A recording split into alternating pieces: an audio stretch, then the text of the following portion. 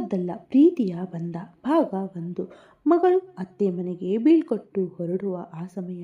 ಪ್ರತಿಯೊಂದು ಮನೆಯಲ್ಲೂ ಇರುವ ಅದೇ ಭಾವನಾತ್ಮಕ ವಾತಾವರಣ ಅಲ್ಲೂ ಇತ್ತು. ಸ್ವಲ್ಪ ಸಮಯದ ಮುಂಚೆಯವರೆಗೂ ನಗು, ಹರಟೆ, ಶುಭ ಹಾರೈಕೆಗಳಿಂದ ಸದ್ದು ಮಾಡುತ್ತಿದ್ದ ಆ ಗೋಡೆಗಳು ಈಗ ತಡೆಯಲಾರದ ಬಿಕ್ಕಳಿಕೆ ಮತ್ತು ಮೌನದ ಮಾತುಗಳಿಂದ ತುಂಬಿ ಹೋಗಿದ್ದವು. ನಿಸರ್ಗ ತನ್ನ ಅಪ್ಪನ ಎದೆಗೆ ಒರಗಿಕೊಂಡು ಕಣ್ಣೀರಿಡುತ್ತಿದ್ದಳು.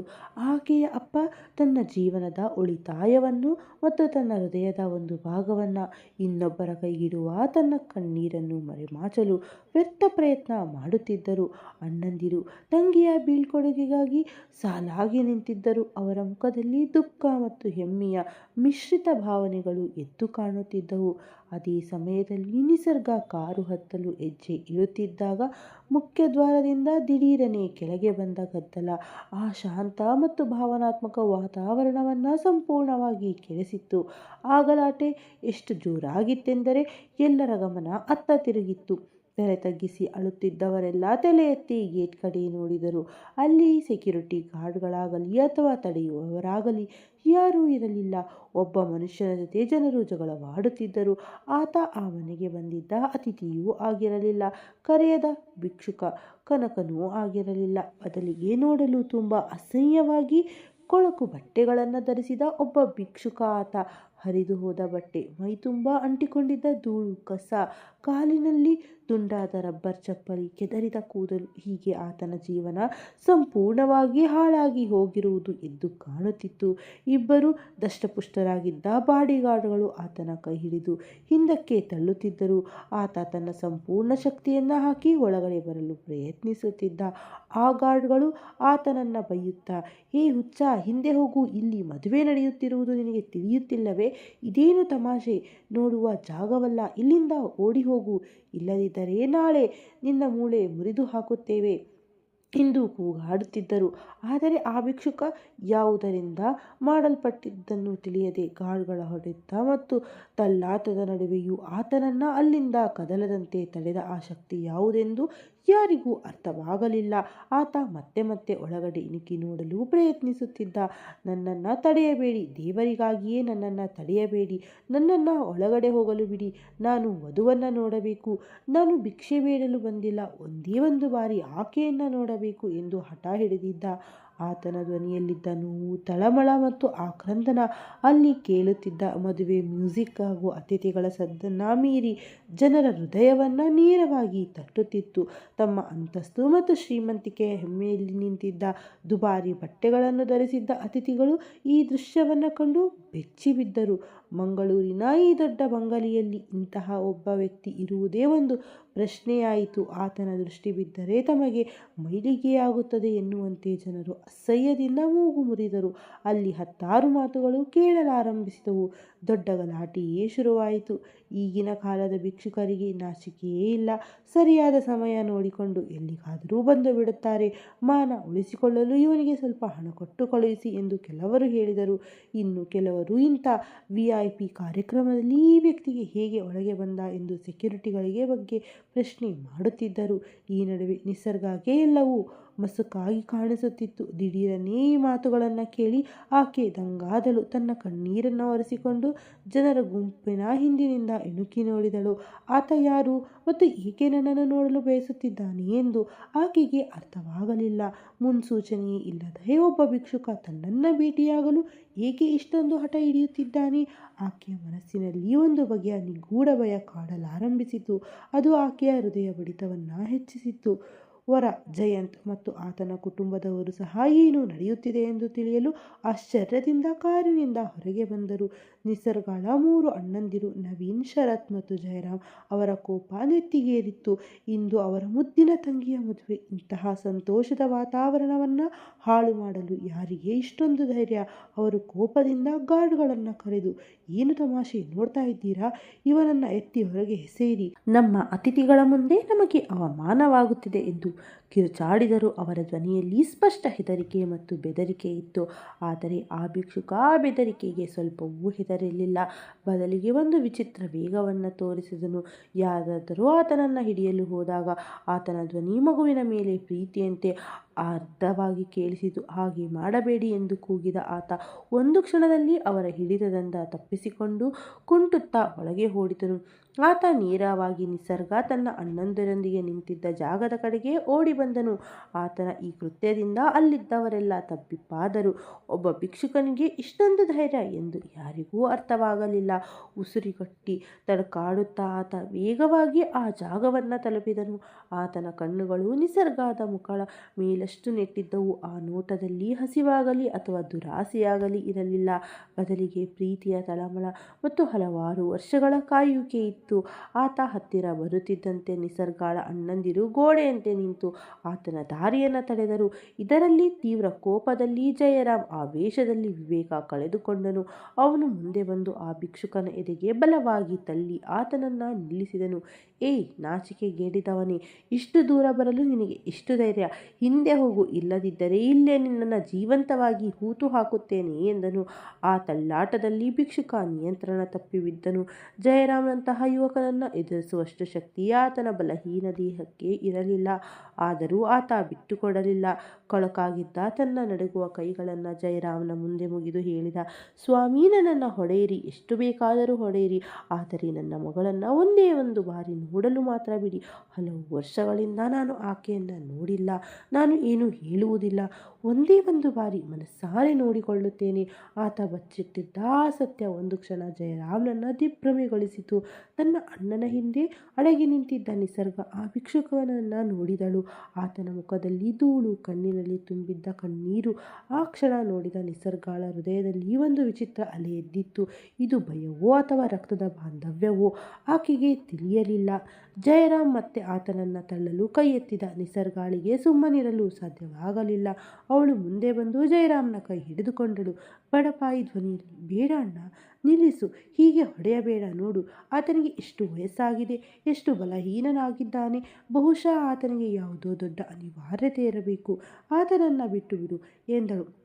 ನಿಸರ್ಗಾಳ ಧ್ವನಿಯಲ್ಲಿದ್ದ ನೋವು ಜಯರಾಮ್ನ ಕೈಯನ್ನು ಗಾಳಿಯಲ್ಲೇ ನಿಲ್ಲಿಸಿತ್ತು. ತನ್ನ ಮುದ್ದಿನ ತಂಗಿಯ ಮಾತನ್ನು ಅವನು ಎಂದಿಗೂ ಮೀರುತ್ತಿರಲಿಲ್ಲ. ಅದು ಇಂದು ಆಕೆಯ ಮದುವೆಯ ದಿನ. ಜಯರಾಮ್ ತನ್ನ ಕೋಪವನ್ನು ಹತ್ತಿಕ್ಕಿಕೊಂಡು ಕೈ ಕೆಳಗಿಳಿಸಿ ಅಸಹ್ಯದಿಂದ ಒಂದು ಬದಿಗೆ ಸರಿದನು. ದಾರಿ ಸಿಗುತ್ತಿದ್ದಂತೆ ಆ ಭಿಕ್ಷುಕನಿಗೆ ಹೊಸ ಜೀವ ಬಂದಂತಾಗಿತ್ತು. ನಡುಗುವ ಹೆಜ್ಜೆಗಳೊಂದಿಗೆ ನಿಸರ್ಗಾಳ ತೀರ ಹತ್ತಿರ ಹೋದನು. ಈಗ ಇಬ್ಬರ ನಡುವೆ ಕೇವಲ ಒಂದು ಅಡಿಯಷ್ಟು ದೂರವಿತ್ತು. ಆತನ ದೇಹದಿಂದ ಬರುತ್ತಿದ್ದ ಬೆವರು ಮತ್ತು ಕೊಳಕಿನ ವಾಸನೆ ವಧುವಿನ ದುಬಾರಿ ಸೆಂಟಿನ ಸುಗಂಧವನ್ನು ಮೀರಿಸುವಂತಿತ್ತು. ಅಲ್ಲಿ ನಿಂತಿದ್ದ ಕೆಲವರು ಮೂಗು ಮೇಲೆ ಕರವಸ್ತ್ರ ಇಟ್ಟುಕೊಂಡರು. ಆದರೆ ಭಿಕ್ಷುಕನಿಗೆ ಇದರ ಬಗ್ಗೆ ಯಾವುದೇ ಪ್ರಜ್ಞೆ ಇರಲಿಲ್ಲ. ಅವನು ನಿಸರ್ಗಾಳ ಚಂದ್ರನಂತಹ ಮುಖವನ್ನು ಮಂತ್ರಮುಗ್ಧನಂತೆ ನೋಡುತ್ತಲೇ ಇದ್ದನು. ಆತನ ಕಣ್ಣುಗಳಿಂದ ಕಣ್ಣೀರು ಧಾರೆಯಾಗಿ ಹರಿದು ಕೆನ್ನೆಗಳ ಮೇಲೆ ಗೆರೆಗಳನ್ನು ಮೂಡಿಸಿತ್ತು. ನಿಸರ್ಗಾಳನ್ನು ಗಾಬರಿಯಾಯಿತು. ಆಕೆಗೆ ಆತನ ಕಣ್ಣೀರುಗಳನ್ನು ನೇರವಾಗಿ ನೋಡಲಾಗದೆ ತಲೆ ತಗ್ಗಿಸಿಕೊಂಡಳು. ಆಗ ಅಲ್ಲಿದ್ದವರೆಲ್ಲ ಬೆಚ್ಚಿ ಬೀಳುವಂತಹ ಒಂದು ಘಟನೆ ನಡೆಯಿತು. ಆ ಭಿಕ್ಷುಕ ತಟ್ಟನೆ ಮುಂದೆ ಬಂದು ಮೆಹಂದಿ ಧರಿಸಿದ ನಿಸರ್ಗಾಳ ಮೃದುವಾದ ಸುಂದರವಾದ ಕೈಗಳನ್ನು ಗಟ್ಟಿಯಾಗಿ ಹಿಡಿದುಕೊಂಡನು. ಈ ದೃಶ್ಯ ಅಲ್ಲಿದ್ದವರೆಲ್ಲ ಸ್ತಬ್ಧವಾಗಿಗೊಳಿಸಿತು. ಅಷ್ಟೊಂದು ಕೀಳಾಗಿ ನೋಡಲ್ಪಟ್ಟ ಒಬ್ಬ ಭಿಕ್ಷುಕ ಇಷ್ಟು ದೊಡ್ಡ ಉದ್ಯಮಿಯ ಮಗಳ ಕೈಯನ್ನು ಹಿಡಿಯುವುದೇ? ಆತ ನಿಸರ್ಗಾಳ ಕೈ ಹಿಡಿದುಕೊಂಡು ನಿಂತಿದ್ದ ಆ ದೃಶ್ಯ ಕಂಡು ಅಲ್ಲಿದ್ದವರೆಲ್ಲ ಕಲ್ಲಾದರು. ನಿಸರ್ಗ ಸಂಪೂರ್ಣವಾಗಿ ಹೆದರಿದಳು. ಒಂದು ವಿಚಿತ್ರವಾದ ಕಠಿಣ ಪರಿಸ್ಥಿತಿ. ಅವಳು ಸಿಲುಕಿದ್ದಳು. ತನ್ನ ಕೈಯನ್ನು ಬಿಡಿಸಿಕೊಳ್ಳಲು ಪ್ರಯತ್ನಿಸಿದಳು. ಆದರೆ ಆ ಭಿಕ್ಷುಕನ ಹಿಡಿತದಲ್ಲಿ ಒಂದು ವಿಚಿತ್ರವಾದ ದೃಢತೆ ಇತ್ತು. ಆಕೆಯನ್ನು ಬಿಟ್ಟುಕೊಡಲು ಆತನಿಗೆ ಮನಸ್ಸಿರಲಿಲ್ಲ ಎನ್ನುವಂತಿತ್ತು. ಅದು ನಿಸರ್ಗ ಹಿಂದೆ ಸರಿಯುವ ಮುನ್ನವೇ ಆ ಭಿಕ್ಷುಕ ತಲೆಬಾಗಿ ನಿಸರ್ಗಾಳ ಕೈಗೆ ಮುತ್ತಿಟ್ಟನು. ಆತನ ಕಣ್ಣೀರು ನಿಸರ್ಗಾಳ ಕೈಯಲ್ಲಿದ್ದ ಮೆಹಂದಿಯ ಮೇಲೆ ಬಿದ್ದು ಕರಗಿತು. ಅದರ ನಂತರ ಆತ ಹೇಳಿದ್ದು ಒಂದು ಮಾತು ಅಲ್ಲಿದ್ದ ಪ್ರತಿಯೊಬ್ಬರ ಕಾಲಡಿಯ ನೆಲವನ್ನೇ ಕಸಿದುಕೊಂಡಂತಾಗಿತ್ತು. ಆತ ತಲೆ ತಗ್ಗಿಸಿ ಹೇಳಿದನು, ನೀನು ನಂಬಿದರೂ ನಂಬದಿದ್ದರು ನೀನೇ ನನ್ನ ಚಿನ್ನು, ನನ್ನ ಮಗಳು, ನೀನೇ ನನ್ನ ಮುದ್ದಿನ ಮಗಳು. ಈ ಮಾತನ್ನು ಕೇಳಿ ಆ ಕಲ್ಯಾಣ ಮಂಟಪದಲ್ಲಿ ಬಾಂಬ್ ಸಿಡಿದಂತೆ ಬಿದ್ದವು. ಎಲ್ಲೆಡೆ ಸ್ಮಶಾನ ಮೌನ ಆವರಿಸಿತ್ತು. ಒಂದು ಸೂಚಿ ಬಿದ್ದರೂ ಕೇಳಿಸುವಷ್ಟು ಆಳವಾದ ಮೌನವದು. ನಿಸರ್ಗಾಳ ಮೆದುಳು ಮರಗಟ್ಟಿ ಹೋಯಿತು. ಅವಳ ಕಿವಿಯಲ್ಲಿ ಆ ಮಾತುಗಳು ಮತ್ತೆ ಮತ್ತೆ ಪ್ರತಿಧ್ವನಿಸಿದವು. ಈ ಮನುಷ್ಯನಿಗೆ ಹುಚ್ಚೇನಾದರೂ ಹಿಡಿದಿದೆಯೇ? ಕುಡಿದಿದ್ದಾನೆಯೇ? ಅಥವಾ ಏನಾದರೂ ತಮಾಷೆ ಮಾಡುತ್ತಿದ್ದಾನೆಯೇ ಎಂದು ಅವಳು ಗೊಂದಲಕ್ಕೊಳಗಾದಳು. ಸಭೆಯಲ್ಲಿದ್ದವರೆಲ್ಲರೂ ದಿಗ್ಭ್ರಮೆಗೊಂಡು ನಿಂತಿದ್ದರು. ವರ ಜಯಂತನ ಮುಖ ಬಿಳಿಚಿಕೊಂಡಿತ್ತು. ನಿಸರ್ಗಾಳ ಮುಖದಲ್ಲಿ ಗಾಬರಿ ಎದ್ದು ಕಾಣುತ್ತಿತ್ತು. ಆದರೆ ಈ ಪರಿಸ್ಥಿತಿ ಕೆಲವೇ ಸೆಕೆಂಡುಗಳು ಮಾತ್ರ ಇತ್ತು. ಮುಂದಿನ ಕ್ಷಣದಲ್ಲಿಯೇ ಅಲ್ಲಿ ಭಾರೀ ಬಿರುಗಾಳಿ ಎದ್ದಿತ್ತು. ನಿಸರ್ಗಾಳ ಅಣ್ಣಂದಿರು ರಕ್ತ ಕುದಿಯಲಾರಂಭಿಸಿತು. ತಮ್ಮ ತಂಗಿಯನ್ನ ಹೀಗೆ ಯಾರೋ ಒಬ್ಬ ಬಂದು ನನ್ನ ಮಗಳು ಎಂದು ಹಕ್ಕು ಚಲಾಯಿಸುವುದನ್ನು ಅವರಿಗೆ ಸಹಿಸಿಕೊಳ್ಳಲು ಆಗಲಿಲ್ಲ. ಆಗ ಶರತ್ ಚಿರತೆಯಂತೆ ನುಗ್ಗಿ ಆ ಭಿಕ್ಷುಕನನ್ನ ನಿಸರ್ಗದಿಂದ ದೂರ ಎಳೆದು ಹಾಕಿದನು. ಅವನನ್ನು ನೆಲಕ್ಕೆ ತಳ್ಳಿ ಶರ್ಟ್ ಕಾಲರ್ ಹಿಡಿದು ಕೋಪದಲ್ಲಿ ಕಿರುಚಾಡಿದನು. ಹೇ ನೀಚನೆ, ನಿನಗೆ ಎಷ್ಟು ಧೈರ್ಯವಿದ್ದರೆ ನನ್ನ ತಂಗಿಯನ್ನ ನಿನ್ನ ಮಗಳು ಅಂತ ಹೇಳ್ತೀಯ? ನಾವು ಯಾರು ಅಂತ ಗೊತ್ತಾ ನಿನಗೆ? ನಾವು ಈ ನಾಡಿನ ದೊಡ್ಡ ಉದ್ಯಮಿ ಮಕ್ಕಳು. ಇವಳು ನಮ್ಮ ಮುದ್ದಿನ ತಂಗಿ. ಇವಳನ್ನ ಮುಟ್ಟೋಕೆ ನೀನು ಏನು ಯೋಗ್ಯತೆ ಇದೆ ಎಂದನು. ಆ ಭಿಕ್ಷುಕ ತಳ್ಳಿದ ರಭಸಕ್ಕೆ ದೂರ ಹೋಗಿ ಬಿದ್ದನು. ಆದರೂ ಅವನು ಎದ್ದು ಏನೋ ಹೇಳಲು ಯತ್ನಿಸಿದನು. ಇಲ್ಲ ಸ್ವಾಮಿ, ನಾನು ನಿಜವನ್ನೇ ಹೇಳ್ತಾ ಇದ್ದೇನೆ. ಇವಳು ನನ್ನ ರಕ್ತ, ನನ್ನ ಮಗಳು ಎಂದು ಅವನು ಹೇಳಿದ್ದನ್ನು ಕೇಳಿ ಜಯರಾಮ್ನ ತಾಳ್ಮೆ ಕೆಟ್ಟಿತ್ತು. ಅವನು ಮುಂದೆ ಬಂದು ವೇಷದಿಂದ ಆ ಭಿಕ್ಷುಕನ ಎದೆಗೆ ಬಲವಾಗಿ ಒದ್ದನು. ಅವನು ನಿಯಂತ್ರಣ ತಪ್ಪಿ ನೆಲದ ಮೇಲೆ ಬಿದ್ದನು. ತಕ್ಷಣ ಸುತ್ತಲೂ ಇದ್ದವರು ಅವನನ್ನು ಸುತ್ತುವರೆದು ಮನಸ್ಸೋ ಇಚ್ಛೆ ಒದೆಯಲು ಪ್ರಾರಂಭಿಸಿದರು. ಇವತ್ತು ಇವನನ್ನು ಕೊಂದೇ ಮುಗಿಸಬೇಕು, ಜೀವಂತವಾಗಿ ಬಿಡಬಾರದು, ನಮ್ಮ ಗೌರವದ ಮೇಲೆ ಕೈ ಹಾಕ್ತಾ ಇದ್ದಾನೆ ಎಂದು ಯಾರೋ ಕೂಗಾಡಿದರು. ಅತಿಥಿಗಳು ಹೆದರಿ ಹಿಂದಕ್ಕೆ ಸರಿದರು. ಮದುವೆ ಮನೆಯೊಂದು ರಣರಂಗದಂತೆ ಬದಲಾಗಿತ್ತು. ವರನ ಕಡೆಯವರು ಕೋಪ ಮತ್ತು ಅವಮಾನದಿಂದ ಉರಿದು ಹೋಗುತ್ತಾ ಈ ತಮಾಷೆಯನ್ನು ನೋಡ್ತಾ ನಿಂತಿತು. ನಿಸರ್ಗ ಇದನ್ನೆಲ್ಲ ಕಂಡು ಶಾಕ್ ಆಗಿ ಕಲ್ಲಾಗಿ ನಿಂತಿದ್ದಳು.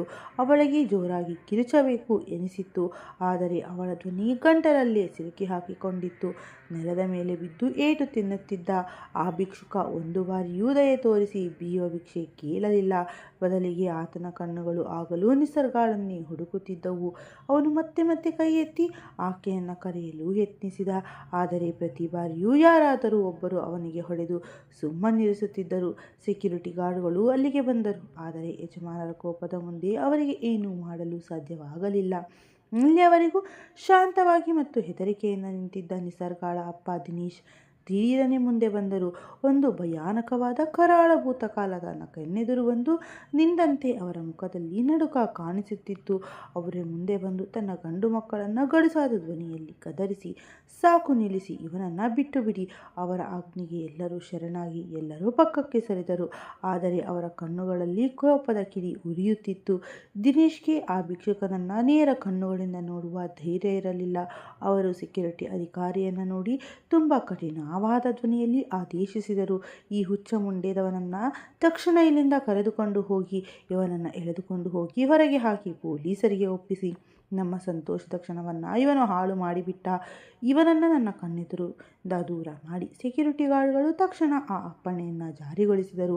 ಜೀವಕ್ಕಾಗಿ ಹೋರಾಡುತ್ತಿದ್ದ ಆ ಭಿಕ್ಷುಕನನ್ನು ಒಂದು ಸತ್ತ ಪ್ರಾಣಿಯಂತೆ ಅವನ ಕಾಲುಗಳನ್ನು ಹಿಡಿದು ಕಟುಕರ ಥರ ನೆಲದ ಮೇಲೆ ಘಾಸಿಗೊಳಿಸುತ್ತಾ ಮುಖ್ಯ ದ್ವಾರದ ಕಡೆಗೆ ಎಳೆದುಕೊಂಡು ಹೋದರು. ಅವನು ನೋವು ಮತ್ತು ಗಾಯಗಳಿಂದ ಜರ್ಜಿತನಾಗಿದ್ದನು. ಅವನ ಬಾಯಿಂದ ರಕ್ತ ಬರುತ್ತಿತ್ತು. ಬಟ್ಟೆಗಳು ಸಂಪೂರ್ಣವಾಗಿ ಹರಿದು ಹೋಗಿದ್ದವು. ಆದರೆ ಅವನು ದಿನೇಶರನ್ನು ದಾಟಿ ಹೋಗುವಾಗ ಅವನಲ್ಲಿದ್ದ ಕೊನೆಯ ಹನಿಯಷ್ಟು ಶಕ್ತಿ ಜಾಗೃತವಾಗಿತ್ತು. ಅವನು ಹೋರಾಡಿ ತಲೆಯನ್ನು ಮೇಲಕ್ಕೆತ್ತಿ ದಿನೇಶರ ಕಣ್ಣುಗಳನ್ನು ತೀಕ್ಷ್ಣವಾಗಿ ನೋಡಿದ. ಆಶ್ಚರ್ಯವೆಂದರೆ ಅವನ ಕಣ್ಣುಗಳಲ್ಲಿ ಭಿಕ್ಷೆ ಇರಲಿಲ್ಲ. ಬದಲಿಗೆ ದಿನೇಶರ ಆತ್ಮವನ್ನೇ ನಡುಗಿಸುವ ಒಂದು ಪ್ರಶ್ನೆ ಇತ್ತು. ಅವನು ತನ್ನ ಪೂರ್ಣ ಶಕ್ತಿಯಿಂದ ಕೂಗಿದನು, ದಿನೇಶ, ನಿನಗೆ ನೆನಪಿದೆಯಾ? ಇದೇನಾ ನೀನು ನನಗೆ ಕೊಟ್ಟ ಮಾತು?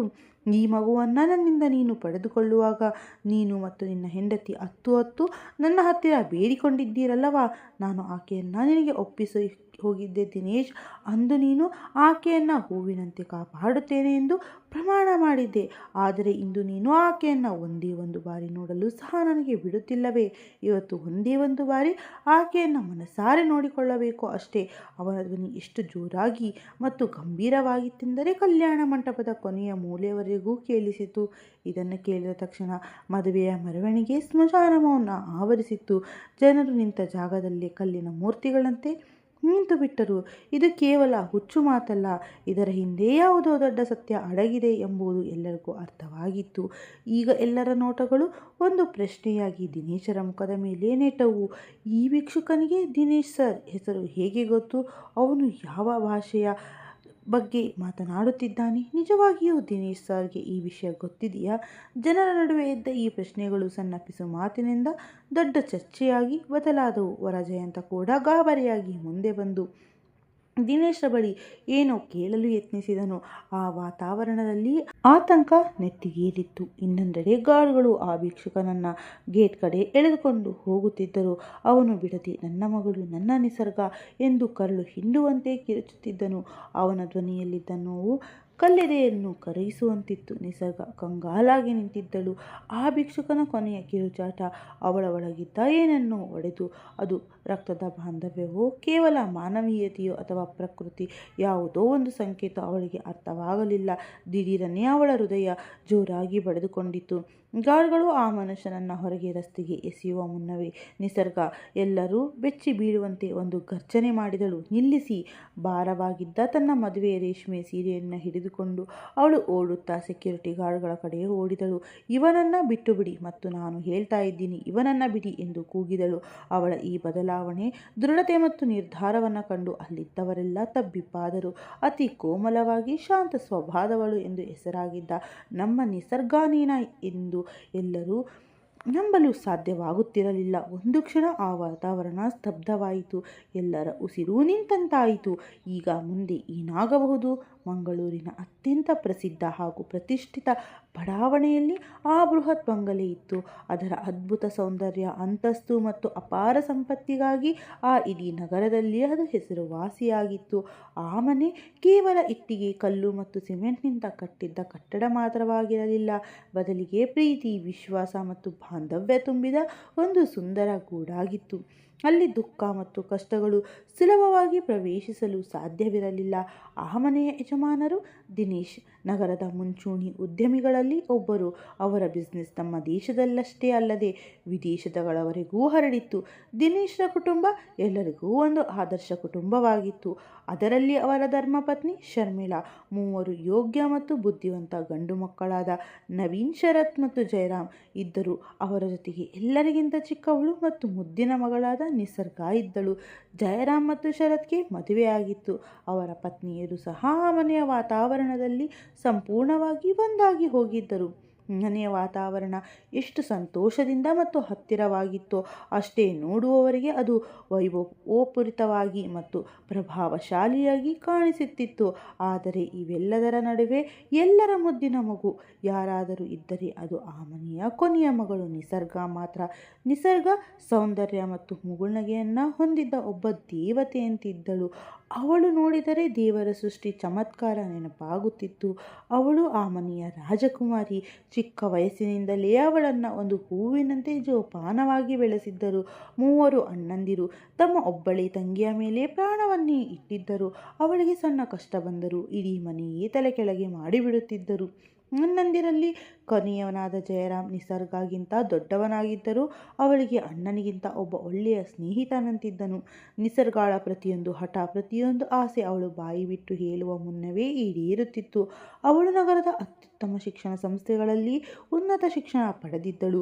ಪದವಿ ಮುಗಿಸಿದ ನಂತರ ಈಗ ಮನೆಯಲ್ಲಿ ಹಿರಿಯರಿಗೆ ಬಿಸ್ನೆಸ್ನಲ್ಲಿ ಸಹಾಯ ಮಾಡುತ್ತಿದ್ದಳು.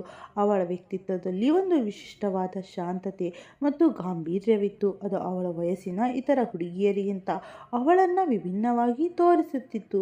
ಅಪಾರ ಸಂಪತ್ತು ಮತ್ತು ದೊಡ್ಡ ಹೆಸರಿನಲ್ಲಿ ಬೆಳೆದಿದ್ದರೂ ಅವಳ ಗುಣದಲ್ಲಿ ಸ್ವಲ್ಪವೂ ಅಹಂಕಾರವಿರಲಿಲ್ಲ. ಮನೆಯ ಕೆಲಸದವರ ಬಳಿಯೂ ತನ್ನ ಕುಟುಂಬದವರಂತೆಯೇ ಪ್ರೀತಿ ಮತ್ತು ಗೌರವದಿಂದ ನಡೆದುಕೊಳ್ಳುತ್ತಿದ್ದಳು. ಇದೇ ಕಾರಣಕ್ಕೆ ಅವಳು ಎಲ್ಲರ ಹೃದಯದಲ್ಲಿ ಸ್ಥಾನ ಪಡೆದಿದ್ದಳು. ಕಾಲ ಅದರ ವೇಗದಲ್ಲಿ ಉರುಳುತ್ತಿತ್ತು. ನಿಸರ್ಗಾಳ ಜೀವನದಲ್ಲಿ ಒಂದು ಹೊಸ ಪಯಣವನ್ನು ಪ್ರಾರಂಭಿಸುವ ಆ ಸಮಯವೂ ಬಂದಿತ್ತು. ಏಕೆಂದರೆ ನಗರದ ಅತ್ಯಂತ ಶ್ರೀಮಂತ, ಪ್ರತಿಷ್ಠಿತ ಮತ್ತು ಸಾಂಪ್ರದಾಯಿಕ ಕುಟುಂಬದಿಂದ ಅವಳಿಗೆ ಮದುವೆಯ ಪ್ರಸ್ತಾಪ ಬಂದಿತ್ತು. ವರ ಜಯಂತ ತಾನು ಒಬ್ಬ ಯಶಸ್ವಿ ಉದ್ಯಮಿಯಾಗಿದ್ದನು. ಅವನ ಕುಟುಂಬವು ಎಲ್ಲರ ರೀತಿಯಲ್ಲೂ ದಿನೇಶ್ರ ಅಂತಸ್ತಿಗೆ ತಕ್ಕ ಹಾಗೆಯೇ ಇತ್ತು. ಎರಡು ಕುಟುಂಬಗಳ ನಡುವೆ ದೀರ್ಘಕಾಲದ ಪರಿಚಯ ಮತ್ತು ಉತ್ತಮ ಬಾಂಧವ್ಯ ಇದ್ದುದರಿಂದ ಮದುವೆ ನಿಶ್ಚಯವಾಗಲು ಹೆಚ್ಚು ಸಮಯ ಹಿಡಿಯಲಿಲ್ಲ. ಮನೆಯಲ್ಲಿ ನಿಸರ್ಗಾಳ ಮದುವೆಯ ಸುದ್ದಿ ಪ್ರಕಟವಾದಾಗ ಸಂತೋಷದ ಮಹಾಪೂರವೇ ಹರಿಯಿತು. ದಿನೇಶ್ ಮತ್ತು ಅವರ ಗಂಡು ಮಕ್ಕಳು ತಮ್ಮ ಮುದ್ದಿನ ತಂಗಿಯ ಮದುವೆಯನ್ನು ಇಡೀ ನಗರವೇ ನೆನಪಿಟ್ಟುಕೊಳ್ಳುವಂತಹ ಭರ್ಜರಿ ಮದುವೆಯನ್ನಾಗಿ ಮಾಡಬೇಕು ಎಂದು ನಿರ್ಧರಿಸಿದ್ದರು. ಮದುವೆಯ ದಿನಾಂಕ ನಿಗದಿಯಾಯಿತು. ನಿಸರ್ಗಾಳ ಮನೆಯಲ್ಲಿ ಸಿದ್ಧತೆಗಳು ಬಿರುಸಾಗುಗೊಂಡವು.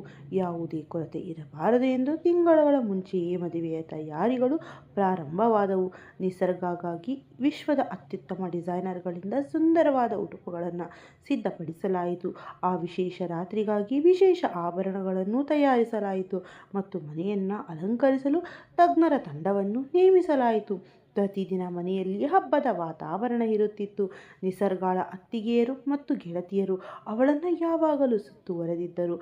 ಮಂಗಳ ವಾದ್ಯಗಳೊಂದಿಗೆ ಹಾಡುವ ಸಾಂಪ್ರದಾಯಿಕ ಹಾಡುಗಳು ಮನೆಯ ವಾತಾವರಣವನ್ನು ಆನಂದದಲ್ಲಿ ತೇಲಿಸುತ್ತಿದ್ದವು. ನವೀನ್, ಶರತ್ ಮತ್ತು ಜಯರಾಮ್ ತಮ್ಮ ತಂಗಿಯ ಮದುವೆಯ ಸಿದ್ಧತೆಗಳಲ್ಲಿ ಹಗಲಿರುಳು ಶ್ರಮಿಸುತ್ತಿದ್ದರು. ತಮ್ಮ ತಂಗಿ ಮದುವೆಯಾಗಿ ಹೊರಡುವಾಗ ಅವಳ ವೈಭವ ಮತ್ತು ಸಡಗರವನ್ನು ಕಂಡು ಇಡೀ ಜಗತ್ತೇ ಬೆರಗಾಗಬೇಕು ಎಂದು ಅವರು ಬಯಸಿದ್ದರು. ಮೆಹಂದಿ ಶಾಸ್ತ್ರದ ನಂತರ ಸಂಭ್ರಮಾಚರಣೆಗಳು ಹಲವು ದಿನಗಳವರೆಗೆ ಮುಂದುವರೆದವು. ಪ್ರತಿಯೊಂದು ಸಮಾರಂಭದಲ್ಲೂ ಬಣ್ಣಗಳು, ಬೆಳಕು ಮತ್ತು ಸುಗಂಧ ಮಹಾಪೂರವೇ ಹರಿಯುತ್ತಿತ್ತು. ನಿಸರ್ಗಾಳ ಕೈಗಳಿಗೆ ಹಚ್ಚಿದ್ದ ಮೆಹಂದಿಯ ಬಣ್ಣ ಅಷ್ಟೊಂದು ಗಾಢವಾಗಿ ಕೆಂಪಾಗಿತ್ತು. ಅದನ್ನು ನೋಡಿದವರೆಲ್ಲ ನಿನ್ನ ಗಂಡ ನಿನ್ನನ್ನು ಜೀವಕ್ಕಿಂತ ಹೆಚ್ಚಾಗಿ ಪ್ರೀತಿಸುತ್ತಾನೆ ಎಂದು ಹೇಳುತ್ತಿದ್ದರು. ಈ ದಿನಗಳಲ್ಲಿ ನಿಸರ್ಗ ಒಂದು ವಿಚಿತ್ರವಾದ ಮನಸ್ಥಿತಿಯಲ್ಲಿದ್ದಳು. ಸಂತೋಷ ಮತ್ತು ಇನ್ಯಾವುದರಲ್ಲೂ ಇಲ್ಲದ ಒಂದು ರೀತಿಯ ಭಯ ಮಿಶ್ರಿತ ಭಾವನೆ ಅವಳ ಮುಖದಲ್ಲಿ ಎದ್ದು ಕಾಣುತ್ತಿತ್ತು. ಹೆತ್ತವರನ್ನ ಮತ್ತು ಅಣ್ಣಂದಿರನ್ನ ಬಿಟ್ಟು ಹೋಗಬೇಕೆಲ್ಲ ಎಂಬ ನೆನಪು ಅವಳನ್ನು ಆಗಾಗ ಬೇಸರಗೊಳಿಸುತ್ತಿತ್ತು. ಆದರೆ ಜಯಂತನ ಜೊತೆಗಿನ ಹೊಸ ಜೀವನದ ಕನಸುಗಳು ಅವಳ ಮುಖದಲ್ಲಿ ಮುಗುಳ್ನಗೆ ಮೂಡಿಸುತ್ತಿತ್ತು. ಶರ್ಮಿಳಾ ತನ್ನ ಮಗಳನ್ನು ನೋಡಿದಾಗಲೆಲ್ಲ ಕಣ್ಣಲ್ಲಿ ತುಂಬಿ ಬರುತ್ತಿದ್ದವು. ಅವಳು ಯಾವಾಗಲೂ ಮಗಳಿಗೆ ದೃಷ್ಟಿ ತೆಗೆಯುವುದು, ಮನಸ್ಸಾರೆ ಹರಸುವುದು ಮಾಡುತ್ತಿದ್ದಳು. ಕೊನೆಗೂ ಎಲ್ಲರ ಅತ್ಯಂತ ಆಸೆಯಿಂದ ಕಾಯುತ್ತಿದ್ದ ಆ ಮದುವೆಯ ದಿನ ಬಂದೇ ಬಿಟ್ಟಿತ್ತು. ಅದು ನಿಸರ್ಗಾಳ ಮದುವೆಯ ದಿನ. ಆ ಶುಭ ಮುಹೂರ್ತದಲ್ಲಿ ಸೂರ್ಯ ಕೂಡ ನಿಸರ್ಗಾಳ ಸೌಂದರ್ಯವನ್ನು ನೋಡಲು ಆತುರದಿಂದ ಕಾಯುತ್ತಿರುವಂತೆ ಭಾಸವಾಗುತ್ತಿತ್ತು. ದಿನೇಶ್ರ ಮನೆಯ ಹೊಸ ಗುಲಾಬಿ, ಮಲ್ಲಿಗೆ ಮತ್ತು ಮುತ್ತಿನಂತಹ ಹೂವುಗಳಿಂದ ಅತ್ಯಂತ ಸುಂದರವಾಗಿ ಅಲಂಕೃತಗೊಂಡಿತ್ತು. ಆ ಇಡೀ ಪ್ರದೇಶವೇ ಸುವಾಸನೆಯಿಂದ ತುಂಬಿ ಹೋಗಿತ್ತು. ಮನೆಯ ಹೊಸಲಿನಿಂದ ಹಿಡಿದು ಗೋಡೆಗಳವರೆಗೂ ಎಲ್ಲವೂ ಕುಂಕುಮದ ಬೆಳಕಿನಲ್ಲಿ ಮಿನುಗುತ್ತಿತ್ತು. ಅತಿಥಿಗಳ ಆಗಮನ ಮಧ್ಯಾಹ್ನದಿಂದಲೇ ಶುರುವಾಗಿತ್ತು. ನಗರದ ಗಣ್ಯ ವ್ಯಕ್ತಿಗಳು, ರಾಜಕೀಯ ವ್ಯಕ್ತಿಗಳು, ದೊಡ್ಡ ಉದ್ಯಮಿಗಳು ಮತ್ತು ಹತ್ತಿರದ ನೆಂಟರಿಷ್ಟರೆಲ್ಲ ಈ ವೈಭವದ ಮದುವೆಯ ಸಮಾರಂಭದಲ್ಲಿ ಭಾಗವಹಿಸಲು ಬಂದಿದ್ದರು. ನಿಸರ್ಗಾಳನ್ನು ಮದುಮಗಳನ್ನಾಗಿ ಸಿದ್ಧಪಡಿಸಲು ನಗರದ ಅತ್ಯಂತ ದುಬಾರಿ ಬ್ಯೂಟಿ ಪಾರ್ಲರ್ಗೆ ಅವಳ ಅತ್ತಿಗೆಯರು ಮತ್ತು ಸೋದರ ಸಂಬಂಧಿ ತಂಗಿಯರು ಕರೆದುಕೊಂಡು ಹೋಗಿದ್ದರು. ನಿಸರ್ಗ ಮದುಮಗಳ ಅಲಂಕಾರ ಮುಗಿಸಿ ಹೊರಗೆ ಬಂದಾಗ ಅವಳ ರೂಪವನ್ನು ಕಂಡು ಅಲ್ಲಿದ್ದವರ ಉಸಿರೇ ಒಂದು ಕ್ಷಣ ನಿಂತಂತಾಗಿತ್ತು. ಚಿನ್ನದ ಬಣ್ಣದ ಹೆವಿ ವರ್ಕ್ ಇದ್ದ ಲೆಹಂಗಾ ಮತ್ತು ಬೆಲೆ ಬಾಳುವ ವಜ್ರದ ಹಾರವನ್ನು ಧರಿಸಿ ಅವಳು ಸಾಕ್ಷಾತ್ ದೇವತೆಯಂತೆಯೇ ಕಾಣುತ್ತಿದ್ದಳು. ಅವಳ ಮುಖದ ಕಳೆ ಮತ್ತು ಕಣ್ಣಿನ ಹೊಳಪು ಆ ಪಾರ್ಲರ್ನ ಲೈಟ್ಗಳನ್ನು ಮಸುಕಾಗಿಸುವಂತಿತ್ತು. ಅವಳು ಮನೆಗೆ ಮರಳುತ್ತಿದ್ದಂತೆ ಅಣ್ಣಂದಿರು ಅವಳನ್ನು ಪ್ರೀತಿಯಿಂದ ಸುತ್ತುವರೆದಿದ್ದರು. ಜಯರಾಮ್ ಮುಂದೆ ಬಂದು ತನ್ನ ತಂಗಿಯ ಹಣೆಗೆ ಮುತ್ತಿಟ್ಟು ತುಂಬಿದ ಕಣ್ಣುಗಳಿಂದ ಹೇಳಿದನು, ನನ್ನ ಚಿನ್ನ, ಇವತ್ತು ನಿನ್ನ ಪ್ರಪಂಚದಲ್ಲಿಯೇ ಅತ್ಯಂತ ಸುಂದರವಾದ ಮದುಮಗಳಾಗಿ ಕಾಣುತ್ತಾ ಇದ್ದೀಯಾ. ಆ ದೇವರು ನಿನ್ನನ್ನು ಯಾವಾಗಲೂ ನಗುನಗುತ್ತಾ ಸಂತೋಷವಾಗಿಟ್ಟಿರಲಿ. ದಿನೇಶ್ ತನ್ನ ಮಗಳನ್ನು ಮದುಮಗಳ ಉಡುಪಿನಲ್ಲಿ ನೋಡಿದಾಗ ಅವರ ಎದೆ ಹೆಮ್ಮೆಯಿಂದ ಉಬ್ಬಿತು. ಆದರೆ ಹೃದಯ ಒಂದು ಮೂಲೆಯಲ್ಲಿ ಮಗಳ ಅಗಲಿಕೆಯ ನೋವು ಮೆಲ್ಲನೆ ಕದ ತಟ್ಟಲು ಶುರುವಾಗಿತ್ತು. ವರನ ಮೆರವಣಿಗೆ ಬರುವ ಸಮಯವಾದಾಗ ದಿನೇಶ್ರ ಮದುವೆಯ ಮುಂದೆ ಕಾರುಗಳು ದೊಡ್ಡ ಸಾಲುಗಳೇ ನಿಂತಿದ್ದವು. ಜಯಂತನ ದಿಬ್ಬಣ ಭಾರೀ ಸಡಗರದಿಂದ ಬಂದು ತಲುಪಿತ್ತು. ಬಾಣ ಬಿರುಸುಗಳ ಪ್ರದೇಶದಿಂದ ರಾತ್ರಿಯ ಆಕಾಶ ಹಗಲಿನಂತೆ ಜಗಮಗಿಸುತ್ತಿತ್ತು. ಮಂಗಳ ವಾದ್ಯಗಳು ಮತ್ತು ಮ್ಯೂಸಿಕ್ ಜೋರಾಗಿ ಮೊಳಗುತ್ತಿದ್ದಂತೆ ವರನ ಕಡೆಯವರು ಒಳಗೆ ಬಂದರು. ವರ ಜಯಂತ ಬಂಗಾರ ಬಣ್ಣದ ಶೇರ್ವಾನಿಯಲ್ಲಿ ಒಬ್ಬ ರಾಜಕುಮಾರನಂತೆಯೇ ಇದ್ದನು. ನಿಸರ್ಗಾಳ ಅಣ್ಣಂದಿರು ಮತ್ತು ಅಪ್ಪ ಅವರನ್ನು ಅತ್ಯಂತ ವಿಜೃಂಭಣೆಯಿಂದ ಬರಮಾಡಿಕೊಂಡರು. ಹೂವಿನ ದಳಗಳನ್ನು ತೂರಿ ಸ್ವಾಗತಿಸಲು ಅತಿಥಿಗಳನ್ನು ಅತ್ಯಂತ ಗೌರವದಿಂದ ಕೂರಿಸಲಾಯಿತು. ಪುರೋಹಿತರು ಮದುವೆಯ ಶಾಸ್ತ್ರಗಳನ್ನು ಪ್ರಾರಂಭಿಸಿದಾಗ ಆ ಜಾಗವೇ ಭಕ್ತಿಯಿಂದ ಮೌನವಾಯಿತು. ದಿನೇಶ್ ಮತ್ತು ಅವರ ಗಂಡು ಮಕ್ಕಳ ಕಣ್ಣುಗಳಲ್ಲಿ ಆನಂದ ಬಾಷ್ಪ ಹರಿಯಿತು. ಮದುವೆ ಮುಗಿಯುತ್ತಿದ್ದಂತೆ ಸಿಹಿ ಹಂಚಲಾಯಿತು. ಶುಭ ಹಾರೈಕೆ ಧ್ವನಿ ಎಲ್ಲೆಡೆ ಮೊಳಗಿತು. ಅತ್ಯಂತ ರುಚಿಯಾದ ಅಡುಗೆ ಎನ್ನ ಅತಿಥಿಗಳು ಸವಿದು ಆನಂದಿಸಿದರು. ನಿಸರ್ಗಾಳ ಅದೃಷ್ಟದ ಬಗ್ಗೆ ಮತ್ತು ದಿನೇಶ್ನ ಅದ್ದೂರಿಯ ವ್ಯವಸ್ಥೆಯ ಬಗ್ಗೆ ಎಲ್ಲರೂ ಕೊಂಡಾಡಿದರು. ಸಮಯ ವೇಗವಾಗಿ ಉರುಳಿಯಿತು. ಪ್ರತಿಯೊಬ್ಬ ಹೆತ್ತವರು ಮತ್ತು ಅಣ್ಣಂದಿರು ಹೆದರುವ ಆ ಸಮಯ ಬಂದೇ ಬಿಟ್ಟಿತು. ಅದೇ ಕನ್ಯಾದಾನ, ನಂತರ ಬೀಳ್ಕೊಡುವ ಸಮಯ. ವಾತಾವರಣದಲ್ಲಿ ಒಂದು ರೀತಿಯ ಆಳವಾದ ಬೇಸರ ಆವರಿಸಿತ್ತು. ಅಲ್ಲಿಯವರೆಗೂ ಮಧುರವಾಗಿ ಕೇಳುತ್ತಿದ್ದ ಸ್ಯಾಕ್ಸೋಫೋನ್ ಮತ್ತು ನಾದಸ್ವರದ ಸಂಗೀತ ಈಗ ಕರಳು ಹಿಂಡುವ ರಾಗವಾಗಿ ಬದಲಾಗಿತ್ತು. ನಿಸರ್ಗಾಳ ರೂಮಿನಲ್ಲಿ ಅವಳ ಗೆಳತಿಯರು ಮತ್ತು ಅತ್ತಿಗೆಯರು ಅವಳಿಗೆ ಸಮಾಧಾನ ಮಾಡುತ್ತಿದ್ದರು. ಇನ್ನೊಂದೆಡೆ ವರನ ಕಡೆಯವರು ತಮ್ಮ ಮನೆಗೆ ಮಹಾಲಕ್ಷ್ಮಿಯನ್ನ ಕರೆದುಕೊಂಡು ಹೋಗಲು ಆಸೆಯಿಂದ ಕಾಯುತ್ತಿದ್ದರು. ದಿನೇಶ್ ಮತ್ತು ಅವರ 3 ಮಕ್ಕಳು ಗೇಟಿನ ಬಳಿ ನಿಂತು ಅತಿಥಿಗಳನ್ನು ಬೀಳ್ಕೊಡುತ್ತಿದ್ದರು. ಆದರೆ ಅವರ ಕಣ್ಣುಗಳು ಮತ್ತೆ ಮತ್ತೆ ಒಳಗೆ ಹುಡುಕಾಡುತ್ತಿದ್ದವು. ಅಲ್ಲಿಂದಲೇ ತಾವು ಪ್ರಾಣಕ್ಕಿಂತ ಹೆಚ್ಚಾಗಿ ಸಾಕಿ ಬೆಳೆಸಿದ ತಂಗಿ ಈಗ ಕಾಯಮ್ಮಾಗಿ ಇನ್ನೊಬ್ಬರ ಮನೆಗೆ ಹೋಗಲಿದ್ದಾಳೆ. ಪ್ರೀತಿ ವಾತ್ಸಲ್ಯಕ್ಕೆ ಹೆಸರಾಗಿದ್ದ ಕುಟುಂಬ ಇದು. ರಕ್ತ ಸಂಬಂಧಗಳ ದೃಢತೆಗೆ ಮೊದಲ ಸ್ಥಾನ ಕೊಟ್ಟವರು ಇವರು. ಇನ್ನು ಕೆಲವೇ ನಿಮಿಷಗಳಲ್ಲಿ ಈ ಮದುವೆಯ ವಾತಾವರಣವನ್ನೇ ಸಂಪೂರ್ಣವಾಗಿ ಬದಲಾಯಿಸಲು ಹಲವಾರು ವರ್ಷಗಳ ರಹಸ್ಯವನ್ನು ಬಯಲು ಮಾಡುವಂತಹ ಘಟನೆಯೊಂದು ನಡೆಯಲಿದೆ ಎಂದು ಆಗ ಯಾರೂ ಊಹಿಸಿರಲಿಲ್ಲ. ಪ್ರಸ್ತುತ ಎಲ್ಲರೂ ಸಾಮಾನ್ಯವಾಗಿಯೇ ಇತ್ತು. ನಿಸರ್ಗ ತನ್ನ ಹೆತ್ತವರು ಮತ್ತು ಅಣ್ಣಂದಿರ ನೆರಳಿನಲ್ಲಿ ಸುರಕ್ಷಿತವಾಗಿ ತನ್ನ ಹೊಸ ಜೀವನದ ಪಯಣವನ್ನು ಪ್ರಾರಂಭಿಸಲು ಸಿದ್ಧವಾಗಿ ನಿಂತಿದ್ದಳು. ಸುತ್ತಲೂ ಸಂತೋಷದ ಗದ್ದಲ ಕೇಳಿಸುತ್ತಿತ್ತು. ಎಲ್ಲರೂ ಬೀಳ್ಕೊಡುಗೆಯ ಶಾಸ್ತ್ರಕ್ಕಾಗಿ ಮುಖ್ಯದ್ವಾರದ ಕಡೆ ಹೆಜ್ಜೆ ಹಾಕುತ್ತಿದ್ದರು. ಅಣ್ಣಂದಿರು ರೇಷ್ಮೆ ಬಟ್ಟೆಯ ಮೈಯನ್ನು ಹಿಡಿದು ತನ್ನ ತಂಗಿಯನ್ನು ಕಾರಿನವರೆಗೆ ಕರೆದುಕೊಂಡು ಹೋಗಲು ಒಂದು ಸುರಕ್ಷತಾ ವಲಯವನ್ನು ನಿರ್ಮಿಸಿದ್ದರು. ನಿಸರ್ಗ ಅಳುತ್ತಾ ತನ್ನ ಅಪ್ಪನನ್ನು ಗಟ್ಟಿಯಾಗಿ ಅಪ್ಪಿಕೊಂಡಳು. ಅಲ್ಲಿದ್ದ ಪ್ರತಿಯೊಬ್ಬರ ಕಣ್ಣುಗಳು ತೇವವಾಗಿದ್ದವು. ಆದರೆ ಅವಳು ಕಾರು ಹತ್ತು ಹೋಗುವಷ್ಟರಲ್ಲಿ ಗೇಟಿನ ಬಳಿ ಒಂದು ವಿಚಿತ್ರವಾದ ಗಲಾಟೆ ನಡೆದು ಎಲ್ಲರೂ ದಿಗ್ಭ್ರಮೆಗೊಳಿಸಿತು. ಆ ಭಿಕ್ಷುಕ ನಿಸರ್ಗಾಳನ್ನ ಮಗಳೇ ಎಂದು ಕೂಗುತ್ತಿದ್ದನು. ಈಗ ಕತೆ ಪ್ರಸ್ತುತ ಕಾಲಕ್ಕೆ ಮರಳುತ್ತದೆ. ನಿಸರ್ಗಾಳ ಕಣ್ಣುಗಳಲ್ಲಿ ಒಂದು ವಿಚಿತ್ರವಾದ ದೃಢತೆ ಮತ್ತು ಅದೇ ಸಮಯದಲ್ಲಿ ಹೇಳಲಾರದ ನೋವು ಕಾಣಿಸುತ್ತಿತ್ತು. ಅವಳ ಆ ನಿಲುವು ಅಲ್ಲಿದ್ದ ಪ್ರತಿಯೊಬ್ಬರನ್ನ ಕಲ್ಲಿನ ಮೂರ್ತಿಯಂತೆ ಸ್ತಬ್ಧಗೊಳಿಸಿತ್ತು. ಸ್ವಲ್ಪ ಸಮಯದ ಮುಂಚೆಯವರೆಗೂ ಆ ಭಿಕ್ಷುಕನನ್ನ ಅನಾಥ, ಬೇಡವಾದವನು ಎಂದು ಭಾವಿಸಿ ನೆಲದ ಮೇಲೆ ಘಾಸಿಗೊಳಿಸಿ ಹೊರಗೆ ಎಸೆಯಲು ಸಿದ್ಧರಾಗಿದ್ದ ಸೆಕ್ಯೂರಿಟಿ ಗಾರ್ಡ್ಗಳು ತಮ್ಮ ಯಜಮಾನರ ಮಗಳ ಧ್ವನಿ ಕೇಳಿದ ತಕ್ಷಣ ಇದ್ದ ಜಾಗದಲ್ಲಿಯೇ ನಿಂತು ಬಿಟ್ಟರು. ನಿಸರ್ಗಾಳ ಧ್ವನಿಯಲ್ಲಿ ಅಷ್ಟೊಂದು ದೃಢತೆ ಮತ್ತು ಕೊಳಲಲ್ಲಿ ಅಷ್ಟೊಂದು ಆಕ್ರೋಶವಿತ್ತು. ಅವಳ ಆಜ್ಞೆಯನ್ನು ಮೀರಲು ಯಾರೊಬ್ಬರಿಗೂ ಧೈರ್ಯ ಬರಲಿಲ್ಲ. ಭಾರವಾಗಿದ್ದ ಮತ್ತು ಅತ್ಯಂತ ದುಬಾರಿಯಾದ ತನ್ನ ಲೆಹೆಂಗಾವನ್ನು 2 ಕೈಗಳಲ್ಲಿ ಎತ್ತಿ ಹಿಡಿದುಕೊಂಡು ಅವಳು ಆತಂಕದಿಂದ ಓಡುತ್ತಾ ಆ ಭಿಕ್ಷುಕ ಗಾಯಗೊಂಡ ಬಿದ್ದಿದ್ದ ಜಾಗಕ್ಕೆ ಹೋದಳು. ಇಂದು ಮದುಮಗಳಾಗಿ ನವವಧುವಿನ ಅಲಂಕಾರದಲ್ಲಿರುವ ದಿನೇಶ್ರ ಮುದ್ದಿನ ಮಗಳು ಒಬ್ಬ ಕೊಳಕು ನಿರ್ಗತಿಕ ದುರ್ನಾತ ಬೀರುವ ಭಿಕ್ಷುಕನಾಗಿ ಎಲ್ಲರ ಎದುರು ಹೀಗೆ ಓಡಿ ಬರುತ್ತಾಳೆ ಎಂದು ಯಾರೂ ಕನಸಿನಲ್ಲಿಯೂ ಯೋಚಿಸಿರಲಿಲ್ಲ. ಗಾರ್ಡ್ಗಳು ಹೆದರಿ ಹಿಂದಕ್ಕೆ ಸರಿದರು. ನಿಸರ್ಗ ಒಂದು ಕ್ಷಣವೂ ತಡ ಮಾಡದೆ ಅಲ್ಲೇ ನೆಲದ ಮೇಲೆ ಕುಳಿತುಕೊಂಡಳು. ಅವಳ ರೇಷ್ಮೆ ಉಡುಪಿನ ಬಹುಭಾಗ ಮಣ್ಣಿಗೆ ತಗುಲುತ್ತಿತ್ತು. ಆದರೆ ಅವಳು ಅದರ ಬಗ್ಗೆ ತಲೆ ಕೆಡಿಸಿಕೊಳ್ಳಲೇ ಇಲ್ಲ. ಆ ಭಿಕ್ಷುಕ ತನ್ನ ಬಾತುಕೊಂಡಿದ್ದ ಮತ್ತು ಮಸುಕಾಗಿದ್ದ ಕಣ್ಣುಗಳನ್ನು ಬಿಟ್ಟು ನೋಡಿದಾಗ ತನ್ನೆದುರು ನಿಸರ್ಗ ನಿಂತಿರುವುದನ್ನು ಕಂಡು ಅವನಿಗೆ ತನ್ನ ಕಣ್ಣುಗಳನ್ನು ತಾನೇ ನಂಬಲಾಗಲಿಲ್ಲ. ಅವನ ತುಟಿಗಳ ಮೇಲೆ ನೋವಿನಿಂದ ಕೂಡಿದ ಒಂದು ಕಿರುನಗೆ ಮೂಡಿತು. ಅವನು ನಡುಗುವ ಕೈಗಳಿಂದ ಏಳಲು ಪ್ರಯತ್ನಿಸಿದ. ನಿಸರ್ಗ ಧೈರ್ಯದಿಂದ ತನ್ನ ಕೈಯನ್ನು ನೀಡಿ ಅವನಿಗೆ ಆಸರೆಯಾಗಿ ನಿಂತಳು. ಆ ಭಿಕ್ಷುಕ ಹೇಗೋ ಕಷ್ಟಪಟ್ಟು ಕುಳಿತುಕೊಂಡನು. ಅವನ ಕೈಗಳಿಂದ ರಕ್ತ ಹರಿಯುತ್ತಿತ್ತು. ಬಟ್ಟೆಗಳು ಅಲ್ಲಲ್ಲಿ ಹರಿದಿದ್ದವು. ಆದರೆ ಆ ಕ್ಷಣದಲ್ಲಿ ಅವನ ಮುಖದಲ್ಲಿ ಒಂದು ವಿಚಿತ್ರವಾದ ನೆಮ್ಮದಿ ಕಾಣಿಸುತ್ತಿತ್ತು. ಕಾಲ ಓಡತ್ತಕ್ಕೆ ಸಿಲುಕಿ ಕೊಳಕಾಗಿದ್ದ ಮತ್ತು ಒರಟಾಗಿದ್ದ ತನ್ನ ಕೈಗಳನ್ನು ಅವನು ಮುಂದೆ ಚಾಚಿ ನಿಸರ್ಗಾಳ ಅಮೂಲ್ಯವಾದ ಮತ್ತು ಮೃದುವಾದ ಕೈಗಳನ್ನು ಗಟ್ಟಿಯಾಗಿ ಹಿಡಿದುಕೊಂಡನು. ನಿಸರ್ಗಾಳ ದೇಹದಲ್ಲಿ ಒಂದು ಕ್ಷಣ ವಿದ್ಯುತ್ ಸಂಚಾರವಾದಂತಹ ಅನುಭವ ಉಂಟಾಯಿತು. ಆದರೂ ಅವಳು ತನ್ನ ಕೈಯನ್ನು ಹಿಂದಕ್ಕೆ ಎಳೆದುಕೊಳ್ಳಲಿಲ್ಲ. ಯಾವುದೋ ಒಂದು ನಿಗೂಢ ಶಕ್ತಿ ಅವಳನ್ನು ಕಟ್ಟಿ ಹಾಕುತ್ತಿತ್ತು. ಆ ಭಿಕ್ಷುಕ ಭಕ್ತಿ ಮತ್ತು ಪ್ರೀತಿಯ ಮಿಶ್ರಿತ ಭಾವನೆಯಿಂದ ತಲೆಬಾಗಿ ನಿಸರ್ಗಾಳ ಕೈಗಳಿಗೆ ಮುತ್ತಿಟ್ಟನು. ಅವನ ಬಿಸಿ ಕಣ್ಣೀರು ನಿಸರ್ಗಾಳ ಹಸ್ತದ ಮೇಲೆ ಬಿದ್ದು ಚಿಮ್ಮುತ್ತು. ಅವನು ತನ್ನ ಕೈಯನ್ನು ಮೇಲಕ್ಕೆತ್ತಿ ನಿಸರ್ಗಾಳ ಚಂದನಂತಿರುವ ಮುಖವನ್ನು ತನ್ನ 2 ಕೈಗಳಿಂದ ಸವರಿದನು. ಹಲವು ವರ್ಷಗಳ ದಾಹವನ್ನು ತೀರಿಸಿಕೊಳ್ಳುವಂತೆ ಅವಳ ಮುಖವನ್ನೇ ದಿಟ್ಟಿಸಿ ನೋಡಿದನು. ಅವನ ಧ್ವನಿ ಗದ್ಗದಿತವಾಗಿತ್ತು. ಗಂಟಲಿನಲ್ಲಿ ದುಃಖದ ಮುದ್ದೆ ಬಂದು ಕುಳಿತಂತಾಯಿತು. ನಡುಗುವ ಧ್ವನಿಯಲ್ಲಿ ಹೇಳಿದನು, ನನ್ನ ಚಿನ್ನು, ನೀನು ಎಷ್ಟು ದೊಡ್ಡವಳಾಗಿ ಬಿಟ್ಟಿದ್ದೀಯ.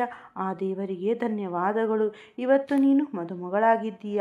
ಇಷ್ಟು ವರ್ಷಗಳಿಂದ ಭಯದಿಂದ ನಿದ್ದೆ ಇಲ್ಲದ ರಾತ್ರಿಗಳಲ್ಲಿ ನಾನು ಕಂಡ ಕನಸುಗಳಂತೆಯೇ ಇವತ್ತು ನೀನು ಕಾಣ್ತಾ ಇದ್ದೀಯ. ಅವನ ಪ್ರತಿಯೊಂದು ಮಾತಿನಲ್ಲಿ ಉಕ್ಕಿ ಬರುತ್ತಿದ್ದ ಆ ವಾತ್ಸಲ್ಯ ಮತ್ತು ಪ್ರೀತಿ ಅಲ್ಲಿದ್ದ ಪ್ರತಿಯೊಬ್ಬರ ಹೃದಯವನ್ನ ಕರಗಿಸುವಂತಿತ್ತು.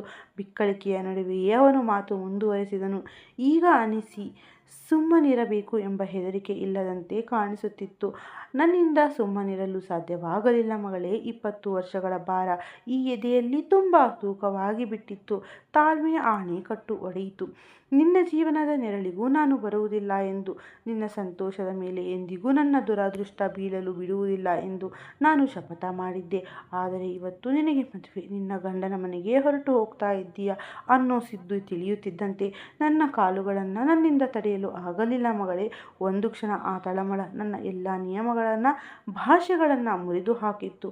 ನಿನ್ನನ್ನು ಮದುಮಗಳ ಅಲಂಕಾರದಲ್ಲಿ ದೂರದಿಂದಲೇ ಒಂದೇ ಒಂದು ಬಾರಿ ನೋಡಬೇಕು ಅಂತ ಮಾತ್ರ ಅಂದುಕೊಂಡು ಬಂದೆ.